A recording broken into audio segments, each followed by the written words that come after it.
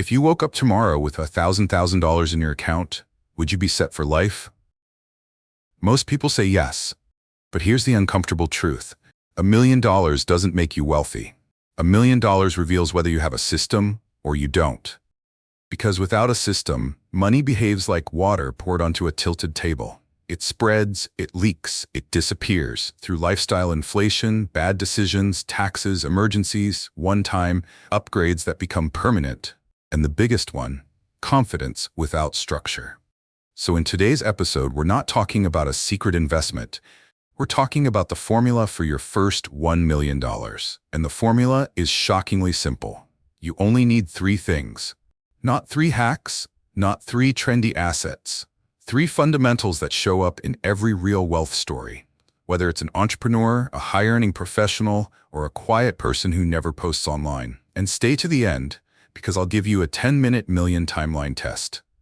You'll plug in two numbers from your real life and instantly see how long your first $1 million could take, what's slowing you down, and which lever will shorten the timeline fastest. Because the real game isn't getting lucky. The real game is building a machine that keeps working even when motivation disappears. Let's build the machine. Welcome back to the podcast. If you're new here, this show is about money, psychology, and building practical systems that survive the real world. Stress, uncertainty, market cycles, and life surprises. Today's title, The Formula for Your First $1 million. You only need these three things. Quick disclaimer before we begin. This is education and entertainment, not financial advice. I'm not your financial advisor. I don't know your situation. Please do your own research and make decisions responsibly. Now, here's what this episode is not. It's not get rich quick. It's not a promise of results. It's not a motivational speech. This is a framework, and frameworks work because they reduce confusion. Here's how today will go. We'll kill the biggest myth about $1 million. I'll explain the three things clearly in plain English. Then we'll turn them into a step-by-step machine you can actually implement. And at the end, we'll run the million timeline test plus a simple 90-day action plan. You'll walk away knowing exactly what to do next. The biggest lie about making your first million is that it's one dramatic moment. A viral video, a lucky investment, a perfect business idea, a sudden breakthrough. That story feels good because it turns wealth into a lottery ticket, something that happens to you. But the reality is much simpler and more powerful. Your first $1 million is usually built by a loop that looks like this. You earn, you keep some of it, you compound it, you earn better, you keep more, you compound more. That loop can run in the positive direction or in the negative direction. Negative loop looks like income goes up, lifestyle goes up, fixed costs go up, pressure goes up, bad decisions go up, progress resets. So this episode is about building the positive loop and avoiding the negative one. Because getting to $1 million is not primarily about intelligence. It's about behavior, structure, and time. All right, here are the three things you need for your first $1 million. 1. An income engine. Earn. A repeatable way to produce value that the market pays for and that can grow. 2. A protected gap. Keep. The difference between what you earn and what you spend, captured on purpose, not whatever is left. 3. A compounding system. Compound. A long-term system that grows your money and often your skills over time without blowing up. That's it. Everything else, stocks, real estate, crypto, side hustles, businesses, those are tools inside the three things. And you can tell why people get stuck. Some people earn a lot, but don't protect the gap. Some people protect the gap, but don't compound. Some people compound, but the gap is too small to matter. And some people do all three, then they destroy it with one reckless decision. So we're going to build a machine that does all three, consistently, without drama. Quick promise, near the end of this episode, we'll do a simple test. You'll take your real monthly numbers, nothing fancy, and you'll discover something most people never calculate. What matters more, returns or contributions? And where your real bottleneck is, income, spending, or consistency. Because once you see the bottleneck, the path gets much clearer, and you stop wasting years on the wrong lever. Okay, let's start with thing number 1, the income engine. Because the income engine is the input of the entire machine, and without enough input, even the best compounding system in the world moves slowly. All right, Thing number one, the income engine. If the first million is a machine, then income is the input. And one of the biggest mistakes people make is trying to optimize investing before they've built an input that can actually move the needle. So today, we're going to build this part like a serious operator, not hype, structure. And we're going to do it with a Soros-style mindset. Assume the world changes, assume we can be wrong, and build something that survives reality. An income engine is not just a job. An income engine is a repeatable way to create value that gets paid and can grow over time. Because income can be stable and still be a trap if it doesn't scale. And income can be volatile, but still be powerful if it scales with skill, leverage, or ownership. So here's the definition. Income engine equals a skill plus a market plus an offer plus a distribution channel. Let me say that again. Skill, what you can do. Market, who needs it. Offer, what result you provide. Distribution, how people find you. Most people only have the skill part. They never build the offer or distribution. So they stay dependent on one employer, one boss, one paycheck. And that's not freedom, that's fragility. Here's the Soros-style angle. Soros talks about fallibility. Humans are often wrong about reality. And in personal finance, one of the most dangerous wrong beliefs is, this is just what I can earn. People treat their income like a fact of nature. But income is often a story made of assumptions. I'm not the type to negotiate. My field doesn't pay well. I'm too late to switch. I'm not ready yet. No one would pay me for that. Some of those might be partially true. But if you treat them as permanent truths, you build your life on a fragile model. So the rule is, treat your current income as a starting point, not an identity. You are not your paycheck. You are your ability to build value. Income grows in three main ways. You don't need all three. Just one path is enough to start. 1. Skill scaling. The better you get, the more you earn. This is the simplest and most reliable path for most people. Examples: sales, coding, design, editing, marketing, analytics, negotiation, management, specialized trades. Key idea: you get paid for outcomes, not effort. Effort is invisible. Outcomes are measurable. 2. Leverage scaling. You do work once and it pays multiple times. Examples: content, software, templates, a productized service, a repeatable system, licensing. Leverage is powerful, but it's slower to build at the beginning. The first stage is often unpaid. The payoff is delayed. 3. Ownership scaling. You own equity or an asset. Examples: a business, profit share, equity compensation, royalties, real estate. Ownership can accelerate wealth, but it also requires risk management. Not risk like gambling. Risk like responsibility. Operations, cash flow, legal, people. Now, most people ask, which one should I pick? Here's a better question. Which one can I commit to for 12 months without quitting? Because the best plan on paper is useless if you don't stick to it. Let's do a hard test. Answer this honestly. If I stay on my current path for 3 years, can my income realistically go up by 50–100%? If yes, good. Now we optimize execution. If no, then your first million plan needs a pivot. Because no compounding strategy can save an input that never grows unless you're willing to wait forever. And pivot doesn't mean quitting tomorrow.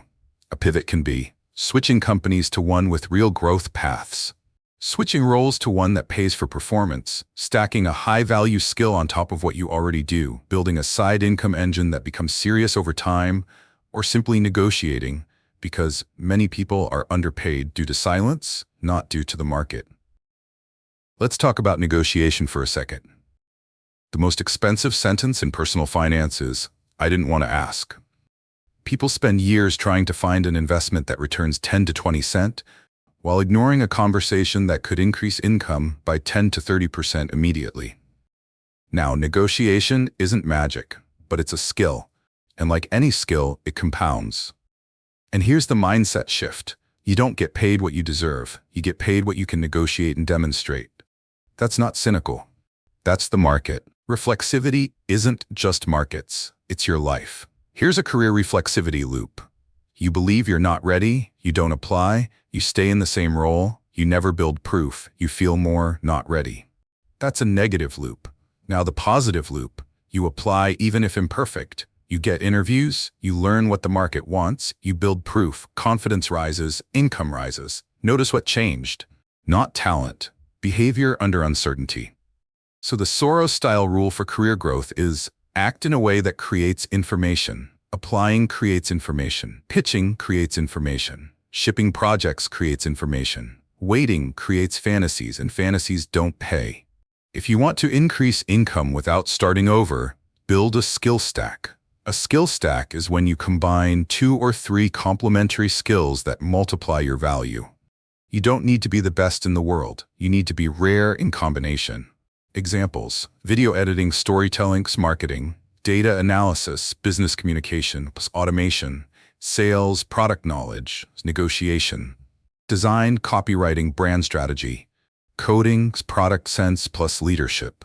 A single skill can make you employable. A skill stack makes you dangerous, in a good way. Now here's the important part. Your skill stack should point toward a high-value market, because a great skill in a low-paying market will still cap you. So don't just ask, what do I like? Ask, what does the market pay well for? Consistently. You can love your work and be paid well, but it requires strategy. Pause for a second. Grab notes. Write down your current main skill, one adjacent skill that increases your value by 2x, one distribution channel you can commit to for 90 days. Example: skill editing, adjacent, packaging plus hooks. Distribution, Instagram Reels, YouTube Shorts. Or skill data, adjacent, storytelling plus dashboards. Distribution, LinkedIn portfolio posts. This is how an income engine begins: skill plus stack plus channel. Let's turn your skill into an income engine with one concept: build an offer. Most people say, I'm a video editor. That's not an offer, that's a label. An offer is outcome-based. Who do you help? What problem do you solve? What result do they get? Examples: I help podcasts turn long episodes into 30 short clips a month that grow subscribers. I help local businesses increase bookings by improving Google Maps presence. I help e-commerce brands increase conversion with better product pages. I help founders turn messy data into weekly dashboards that drive decisions. See the difference? A label says what you are. An offer says what you produce. And the market pays for production. Here's a blueprint you can literally copy. Choose a market with money. Choose a problem that is painful. Offer a measurable result. Make it repeatable. Publish proof. That's it. And yes, proof matters. Because in a world of uncertainty, proof reduces risk for the buyer. This is the fallibility principle again. People don't trust claims. They trust evidence. If you want higher income, you need one thing: proof of value. Proof can be a portfolio, case studies, before-after results, testimonials, metrics, even a clear process that signals competence. And you don't need 50 proofs. You need 1 to 3 strong proofs. Here's a simple way to create proof quickly. Take a small project. Document the process. Show the result. Turn it into a case study. Even if it's your own project, even if it's a volunteer project, even if it's a mock project done at pro level, proof turns maybe into yes. People say they got lucky. But what often happened was they created enough proof and visibility that opportunities started finding them. That looks like luck from the outside, but it's really just distribution plus evidence. Luck shows up more when you're visible. So if you want your income engine to scale, don't just improve skill, improve visibility. If you want to implement thing number 1 in real life, here's a 30-day sprint. Week 1, pick the lane, choose one market, choose one problem, choose one offer, choose one channel. Week 2, build proof, create 1 to 2 portfolio pieces. Write a case study, make your process clear. Week 3, start outreach, contact 20 people, businesses, offer a small, low-risk pilot. Collect feedback. Week 4, raise quality, plus repeat, improve the offer, improve the proof, improve the channel. This is not glamorous, but it works because it's a machine. Now here's the twist. Even if you build a strong income engine, many people still never hit $1 million because the money leaks. Which brings us to thing number 2, the difference between earning money and keeping money. The protected gap. In the next part, we'll talk about the invisible personal bubble that forms when income rises, why fixed costs create fragility, and the simple capture system that turns income into wealth automatically. Because income without a protected gap is like pouring water into a bucket with holes. Alright, thing number 2, the protected gap. Because here's the brutal truth. You don't get wealthy by earning money. You get wealthy by what remains after your lifestyle is fed. Income is the input, but the gap is the fuel that actually builds net worth. And if you want to understand this in a Soros-style way, think in terms of feedback loops. Good loops create compounding wealth. Bad loops create fragile lifestyles that eventually break routine. So today we're going to build the gap like a professional builds risk controls. Simple, automatic, and hard to sabotage. The gap is one equation. Gap equals income minus expenses. That's it. But what makes it powerful is this. Your gap is the only part you can repeatedly convert into assets. And assets are what become $1,000. If you make $5,000 a month and spend $4,900, your gap is $100. That's not a wealth plan, no matter how smart you are. If you make $5,000 a month and spend $3,500, your gap is $1,500. Now, compounding has something to work with. So when people ask, what should I invest in? The more important question is, what is your gap? And is it stable? Because your first million is built on consistent contributions, and consistency requires stability. Soros wrote about bubbles, how a trend and a misconception reinforce each other until reality breaks the spell. Most people think bubbles only happen in markets, but bubbles happen in personal life too. Here's a personal finance bubble. Income goes up, confidence goes up, lifestyle commitments go up, fixed costs go up. You need the income to stay high, pressure goes up, risk-taking goes up, one shock hits, bubble pops. That's reflexivity. Belief changes behavior, behavior changes outcomes, outcomes change belief. So the key to keeping your gap is not be cheap. It's don't build a lifestyle that requires perfect conditions, because perfect conditions don't exist. If you want to protect your gap, learn this rule. Fixed costs create fragility. Fixed costs are expenses that do not care about your mood, your income, or the economy. Rent, mortgage, car payments, debt payments, subscriptions, insurance, obligations that feel locked in.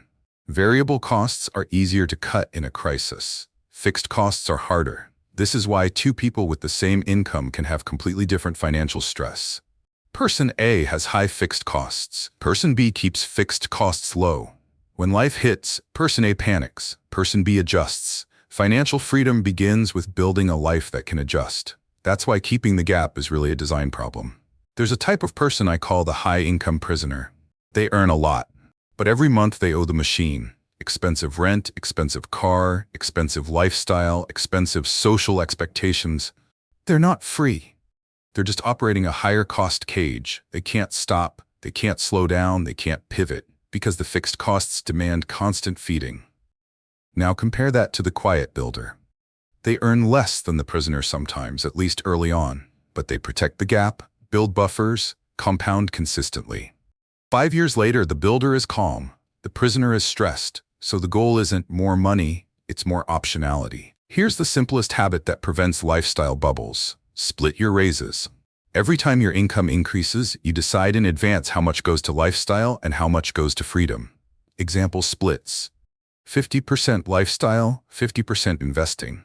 30% lifestyle, 70% investing, 20% lifestyle, 80% investing. The ratio doesn't matter as much as one thing. You commit before you feel rich, because when you feel rich, your brain starts writing checks. Splitting raises creates a positive feedback loop. Income rises, gap rises, investments rise, options rise, confidence rises, income rises again. That's the loop you want. People hate budgets because they think budgets mean pain, but your goal isn't pain. Your goal is to remove the spending that creates regret and fragility. So here's a better framework, the anti-regret budget. Divide spending into 4 buckets. 1. Peace spending. Spending that removes anxiety and protects you from disaster. Emergency fund, insurance, debt payoff. 2. Growth spending. Spending that increases future income. Tools, education, training, health. 3. Joy spending. Spending that makes life worth living. Hobbies, experiences, travel. 4. Status spending. Spending to impress people you don't even like. The anti-regret move is simple. Protect peace plus growth, joy. Cut status. Most people cut joy first. That's why they fail and rebound spend later. A good system keeps you emotionally stable, because emotional stability is what keeps your compounding plan alive. Here's why people miscalculate their gap. They only look at monthly, but wealth is built on annual reality. Invisible annual costs include device replacement, phone, laptop, repairs, medical, dental, gifts, weddings, family events, travel for emergencies, helping relatives, taxes and fees, random life stuff. So the Soros-style rule is add a risk premium to your spending. A simple version. Take your monthly spending, multiply by 12, then add 10 to 25% as a buffer. Not because you're pessimistic, because you're honest. Fallibility means your estimate is imperfect, so you build margin. Even if you create a gap, it won't matter unless you capture it, because money in your spending account is money that will slowly disappear. So you build a capture system, simple, automatic. Here's the 3-account setup. Account 1, bills, rent, utilities, debt, essentials. Make sure you never miss. Account 2, spending your daily life money. This is what you can use freely. Account 3, wealth. This is where the gap goes automatically, right after payday. The rule is, pay your future self first, not with motivation, with automation. Because automation prevents the reflexive loop of feeling rich and spending it. Do this right now, seriously. What did you earn last month? What did you spend last month? What's the gap? Now ask, if I needed to increase my gap by 20%, what's the easiest move? Options: reduce one fixed cost by 10%, remove one status habit, add one income stream, negotiate one bill, sell one unused asset, change one big recurring decision, car, housing. Now the important part, pick one, not 5. 1. Because wealth doesn't come from intensity, it comes from consistency. Here's the question that exposes whether your gap is truly protected. If your income dropped 30% tomorrow, what would you cut first? If you don't know, you don't have a plan. And without a plan, you'll make decisions in panic. So write a simple lifestyle crash plan. Cut subscriptions, reduce discretionary spending by X%, pause major purchases, use your emergency buffer, activate side income, temporary work, negotiate bills, protect health routines. This is not negative thinking, this is resilience, because resilience is what keeps your system alive long enough for compounding to work. Here's the deep part. Many people can afford to build a gap, but they don't, because spending is not just about comfort, it's about identity. People spend to feel respected, successful, safe, included, less anxious, the ceilings. So the Soros-style move is to separate two things, your identity from your spending. Because if your identity depends on spending, you'll never feel secure, no matter how much you earn. Wealthy people often look boring because they don't need spending to prove anything. Freedom is quieter than status. Now here's the twist. Even if you build a strong income engine, and even if you protect the gap, you still won't reach $1 million if you don't have the third thing, a compounding system that survives bad markets and bad moods. In part 4, we're going to talk about why compounding feels slow at first, the don't blow up rule, how to avoid forced selling, and the simple structure that keeps you investing when the world is screaming panic. Because the first million isn't built in the boom. It's built by surviving the bust.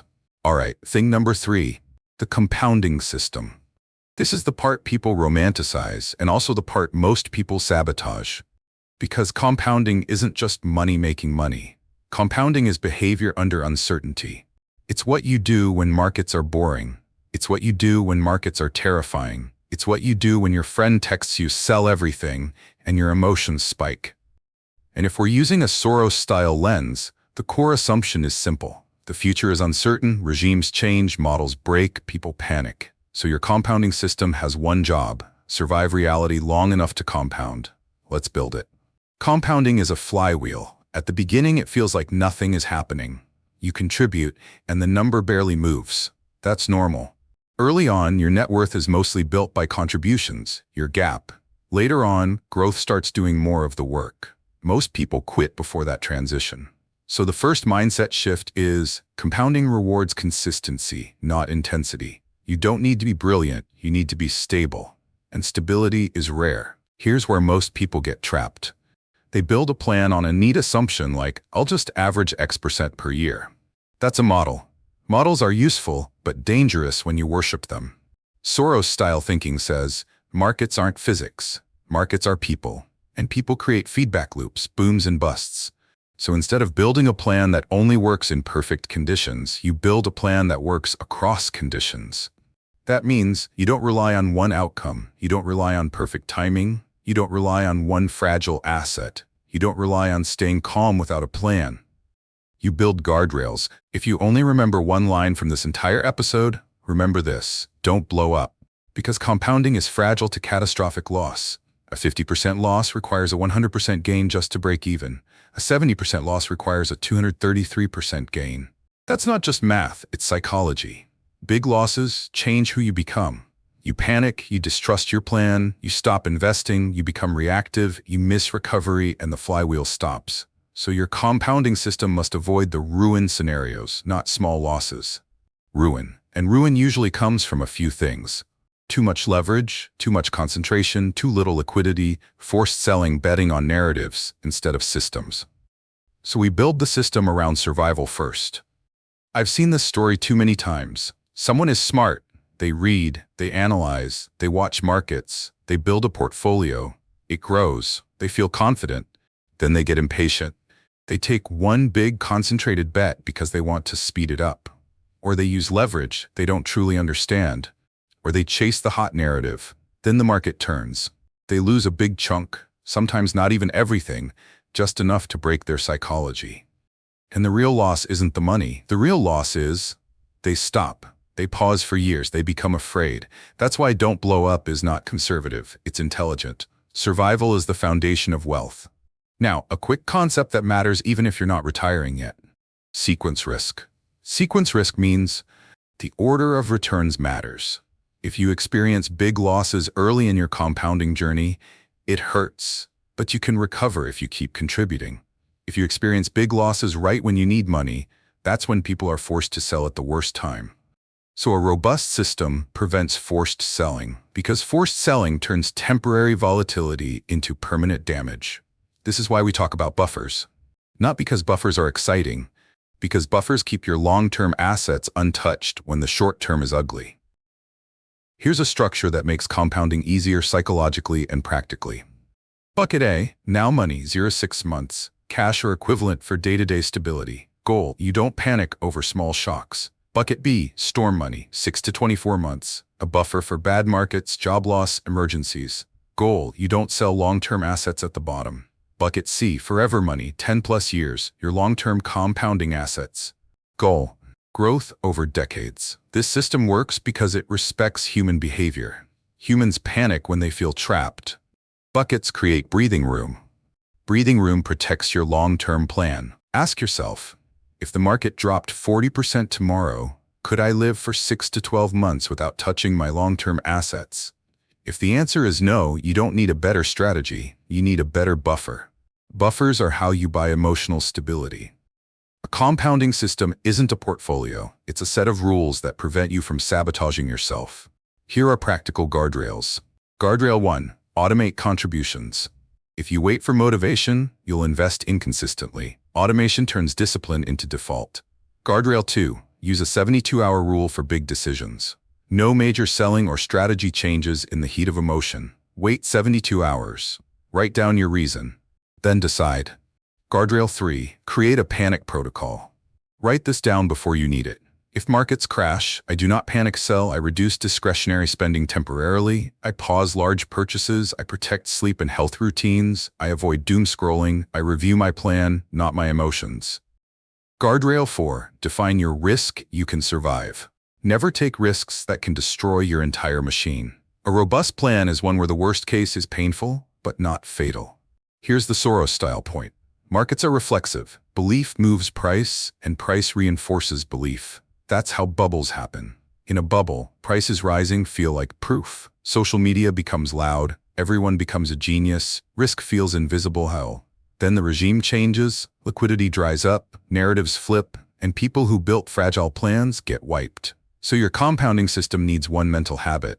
When things feel easiest, assume risk is rising. Not because you're cynical, because that's how human behavior works. Easy markets create overconfidence. Overconfidence creates fragility. Your job is to stay boring when the world is manic. There are two personalities. The exciting investor, always chasing the next thing, always changing strategies, always trying to be early. The quiet investor contributes consistently, avoids ruin, doesn't need to be the smartest. 10 years later, the quiet investor often wins. Not because they were luckier, because they didn't interrupt compounding. Compounding rewards the person who can endure boredom and survive fear. Let's connect this back to the first two things. There are two compounding engines. Portfolio compounding.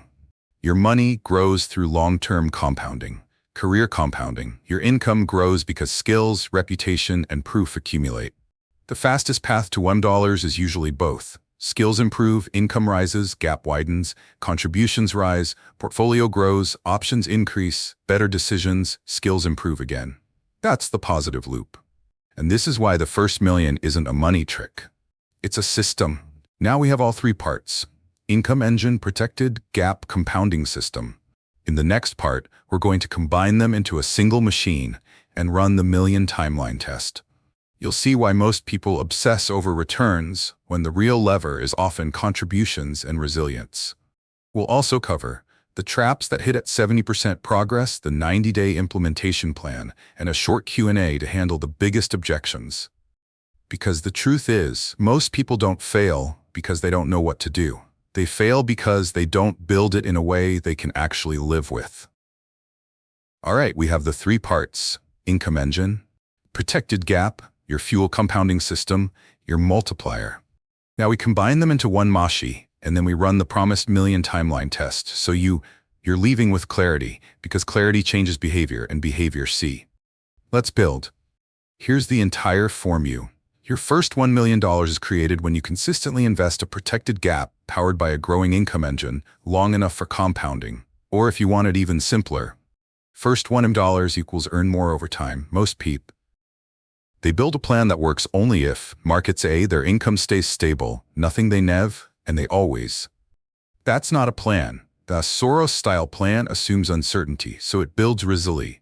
Now let's do the test. This is the part I want you to actually do. Grab your notes or your phone. We'll keep it simple. This is not a guarantee. This is a planning tool. A way to see reality clearly. Step 1. Calculate your investable gap G. Take your monthly income minus your monthly spending. G equals income minus expenses. But be honest, use real numbers, not what you wish you spend. If you don't know, use the last 30 days of transactions. Now write down G. Example, income $4,000, expenses $3,000, G equals 1,000 to month. Step 2. Add your life risk premium. Because of invisible annual costs, don't assume you can invest 100% of your gap forever. So take your gap and multiply by a safety factor. Conservative, 0.75, moderate, 0.85, aggressive, 0.95. Let's use 0.85. So real investable gap equals G times 0.85. If G equals 1,000, real gap equals 850 per month. This is humility. This is fallibility. We assume our estimates are imperfect. Step 3. Decide which path you're on. There are three broad paths to $1. Path A, contribution-driven, early stage. Your progress is mostly from contributions. Returns matter less than behavior. Path mixed, middle stage, contributions still matter, growth begins to matter more. Path C, growth-driven, late stage, growth does more of the work. But this only happens if you survive and stay invested. Most people are in path A or B. Step 4, the key insight, the lever. Here's the insight I want you to tattoo on your brain. The fastest lever is usually increasing your contributions by growing income while keeping lifestyle stable. Returns are uncertain. Contributions are controllable. So ask, what would it take to increase my real investable gap by 20 to 30% in the next 12 months? That one question is worth more than 100 hot stock picks. Step 5, your fragility score, the 10. Now we test whether your plan can survive a bad regime. Give yourself 1 point for each. High interest debt, no emergency fund, fixed costs, 50% of income. Income is unstable. No insurance, weak safety net. No side income option. All assets in one place currency. You don't track spending monthly. You tend to panic in downturns. You rely on one big win idea. Score 0-3 resilient, 4-6 moderate fragility. 7-10 fragile. If your score is high, your priority is not higher returns. Your priority is survival engineering, buffers, gap stability, reduced fixed costs, because compounding dies in fragile systems. Step 6. Choose your next lever. Now choose one lever based on your reality. If income is capped, build the income engine, skill plus offer plus distribution. If gap is leaking, fix fixed costs plus capture system. If you panic, build buffers, guardrails. If you're inconsistent, automate. The point is, stop guessing. You now know the bottleneck. That's the payoff. Now let's talk about the zone where people self-destruct. It's not at the beginning. It's when they've built some momentum, maybe 20%, 40%, 60% of the way. Then something happens. They start to believe the good times are permanent. That's reflexivity again. Here are the 5 traps that hit at 70% progress. Trap 1: lifestyle lock-in. You upgrade fixed costs permanently. Car payment, luxury rent, expensive subscriptions, obligations that don't flex. Your gap collapses, your timeline extends, your stress rises. Trap 2: the catch-up bet. You feel behind, so you gamble. You concentrate, you use leverage, you chase narratives. That's how compounding ends. Trap 3: strategy hopping. New plan every month kills the flywheel. Consistency is the whole game. Trap 4: no crash plan. If you don't have a written plan for drawdowns, you will create one in panic. Panic plans are expensive. Trap 5: neglecting health and focus. Your income engine dies if your health collapses. Wealth is built by a functioning human, so sleep and routine aren't self-help, they're portfolio protection. Now we turn all this into action. Here's the 90-day plan to build your first million machine. Days 1 to 7, install the scoreboard. Track 4 numbers: monthly income, monthly spending, monthly gap net worth estimate. If you don't track, you drift. If you drift, you lose years. Days 8 to 30, stabilize and widen the gap. Pick one big move. Reduce a fixed cost by 10%, eliminate high-interest debt, cancel status subscriptions, renegotiate one bill, sell something unused, move housing, transport choices if needed, capture the gap automatically. Your goal: increase your investable gap by 10 to 30%. Days 31 to 60, build resilience plus automate compounding, automate transfers right after payday. Build now money buffer, 0-6 months. Start storm money buffer, 6 to 24 months. Write your crash plan in 10 lines. Days 61 to 90, upgrade your income engine. This is the multiplier step. Pick one skill sprint and commit. Minimum 5 hours week, ship weekly, collect feedback, improve, make an offer. And here's the rule: track output, not feelings. Feelings are volatile. Output compounds. Let's do rapid Q&A. Q1: what if I'm starting from zero? Then your first goal is not $1 million. It's building a gap you can consistently capture. $50, $100, whatever. System scale. Q2: what if I'm late? 35, 40, 45. Same machine, different emphasis. Income engine plus gap stability matter more. You can't change time, but you can change contributions and behavior. Q3: do I need to start a business? Not required, but ownership accelerates. At least explore it as an option lever. Q4: is $1 million enough? Depends on lifestyle and location. But $1 is a powerful milestone because it proves the machine works. Q5: what's the fastest safe path? Grow income, keep fixed costs stable, capture the gap, compound consistently, avoid ruin. Let me end with this. Your first $1 million won't feel like fireworks. It will feel like exhaling. Because the real reward isn't the number. It's what the number represents. Options, calm negotiation, power, the ability to walk away, the ability to choose them. And if we're using a Soros-style lens, the final lesson is, you don't get wealthy by predicting the future. You get wealthy by building a system that survives many futures. So here's the one-sentence takeaway. Your first million is not a lucky event. It's a feedback loop you build. Income engine, protected gap, and compounding, designed to survive uncertainty. Now your assignment. This week, pick one move from each category. One income move, one gap move, one compounding resilience move. Do it this week, not next month.